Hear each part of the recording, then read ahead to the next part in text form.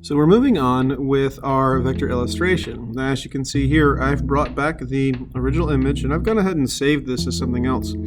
And I've established different layers. So I've got a layer for my base photo and a layer for my blacks, which include, in this case, the hair and the eyebrows, the eyes, and the very dark creases of the face.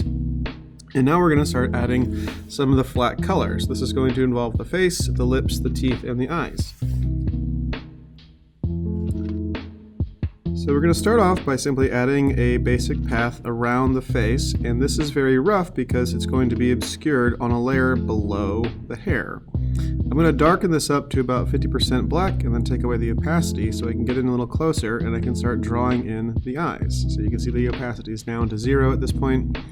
And I'll get a little closer here, and you can see I'm drawing a pretty, just I would say, easy looking path across the lips, the top lip here, and I have this with a stroke that's a different color and no fill, and I'm going to do the same thing for the lower lip.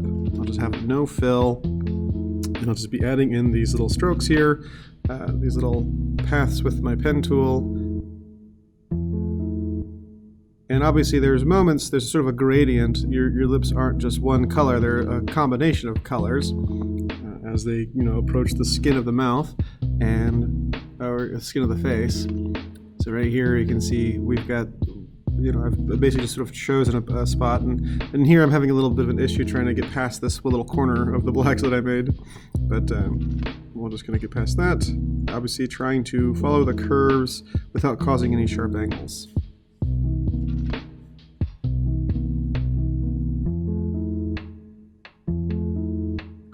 And as you can see, I've chosen a different stroke color for the lower lip. This is just something you can use to help you distinguish one shape from the next when you start to apply the different fills. Next, we'll do the gum line here. A lot of big smiles have a little bit of gum showing. Now, it's important that you don't draw the actual gaps between the teeth, even though there are visible gaps between the teeth. You just draw the indication of the gum line, because if you get too close between the teeth, very visible gaps between the teeth end up looking more like decay and more like missing teeth than they do actual natural gaps, occurring gaps between healthy teeth. So this person's very studious and careful with their teeth, so we want to make sure their teeth look good in our illustration. We don't want to give them a bad set of teeth since they work so hard at them. So as you can see, I am just sort of approaching and I'm going past the lip whenever necessary, and going through each little spot of the gums, trying to avoid, I'm holding on the Alt key and dragging it back up the direction of the next gum instead of just clicking once. I'll just move that down, hold down Alt and drag it back up, and change the direction here.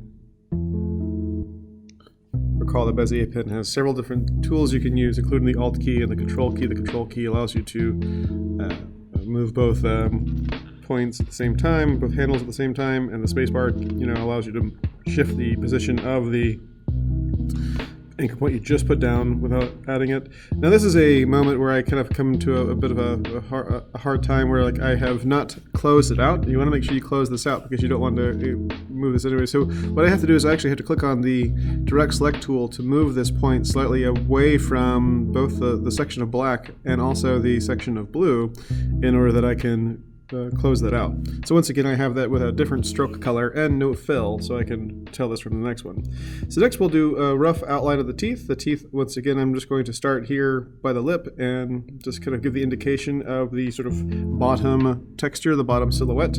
I'll take away the fill, and I'll change my stroke color to something different to allow me to see it from the next. I'll choose orange here since it's different from the other ones. And I'm not going very far. I'm not going very far between the teeth. I'm just going at the little cusp, little meniscus, you might say, the lowest point between the teeth, or in this case, the highest point. So we'll make this little tooth here flat, since it's a relatively flat surface with this incisor.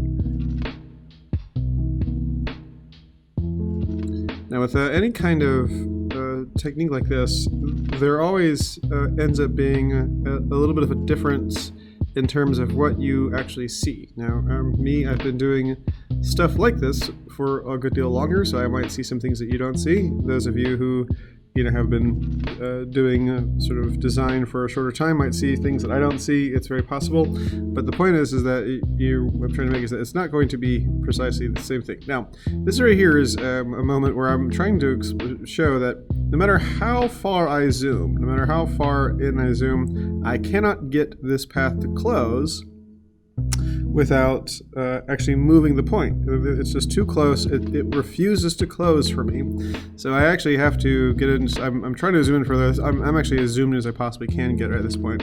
So I can't. I'm trying to zoom in further, but all it's doing is kind of moving me upwards. So whenever you get to this moment where your point, where your paths won't close, that's when you have to get your direct select tool, and you just simply have to move it away from whatever points are trying to kind of like draw your pen away from this. So I'll eventually get my direct select tool here and move this out of the way. So I tried to close it out, didn't work. So I move that. So I'll move this over here, and we'll start our path again. Close it out. Now notice I'm not really paying much attention to the upper texture of the teeth. I'm going to let the gum line sort of obscure that later on when we put these in order. Now for the bottom row of teeth, I'm going to have those, but I'm just going to have a random shape that's going to be obscured by both the bottom lip and the upper row of teeth.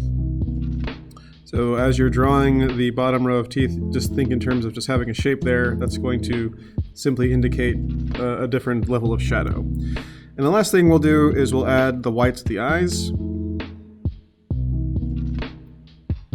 without looking it up. Raise your hand and tell me the name for the muscle that is essentially the muscle that holds your eye into shape. It starts with an S. What are the whites of the eyes called in the medical field? So in this case, I'm going to adjust the pupils, or in this case the irises, a little later on to fit in with the whites of the eyes. But right now what we'll do is we'll just kind of click around, trying to join up with the different points we already have to try to get this eye formed here. And again, this is going to go beneath the blacks. So if it's not exact, it's not a big deal. Just have it be approaching here the general shape of the eye.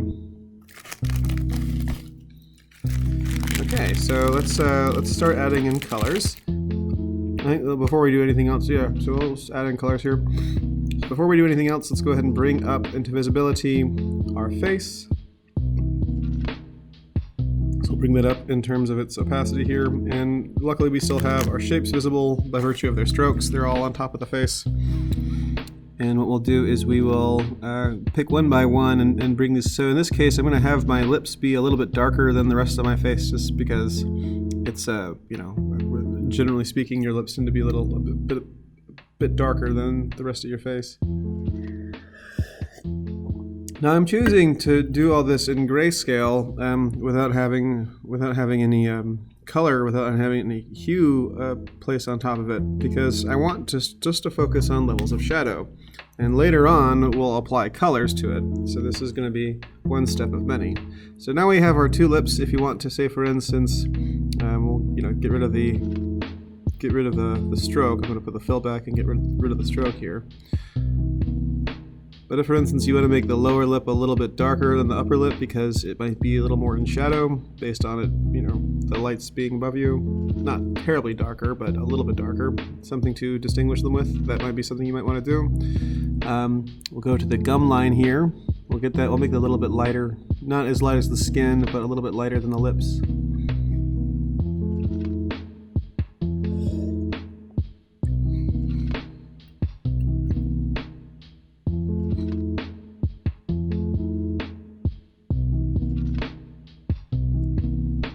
As far as the teeth go, I want the upper teeth to be pretty bright, so I'll make that very close to white without making it entirely white. So in this case, I'll make it, say, 80% white, which is close enough to white that when you compare it to the rest of the face, it looks white, but without it being just pure white. And with the lower lips, a lower row of teeth, I'll make them about the same shade, just a slightly shade darker, just so I can distinguish one from the other.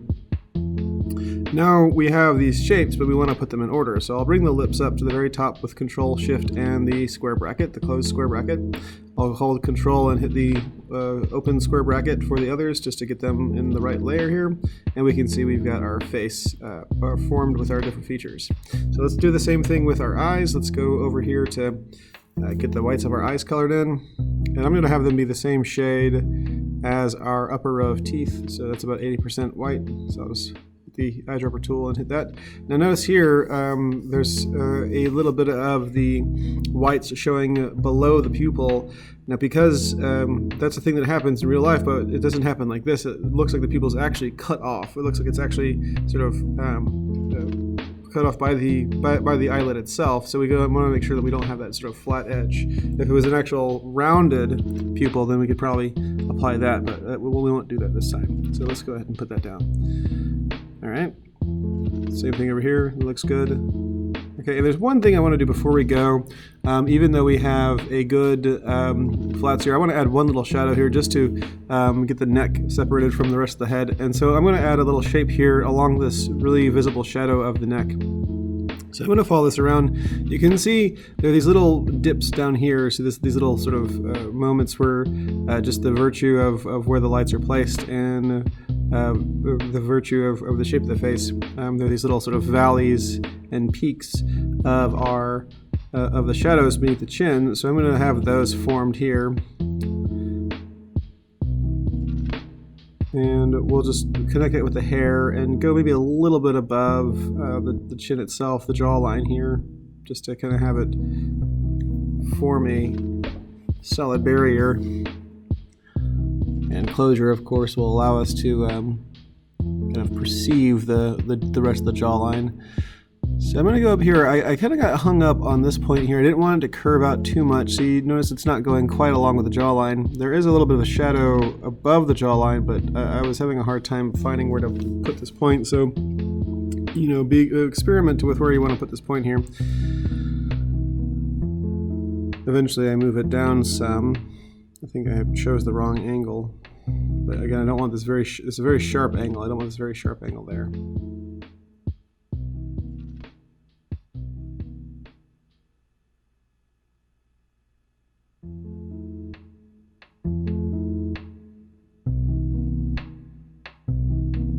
Eventually, I think I settle on just shallowing out the jawline there. And we'll just finish up this shape by having it go beneath the hairline and make sure there's no stroke applied, make sure it lines up with the rest of the neck.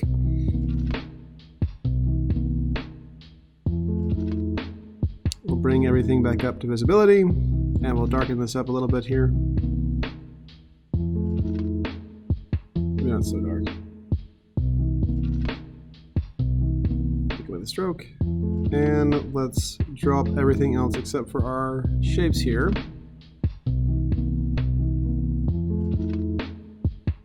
Let's see what we got. Alright, so this is shaping up to be a pretty good face. So we'll come back later for our shadows and highlights. So I'll save this. I'm going to save my progress as a .aa file. And let's go ahead and export this using the export for screens and submit this in the second little round of vector illustration projects, calling it, you know, vector illustration flat colors. All right, very cool. Well, can't wait to see you guys produce. See you in class.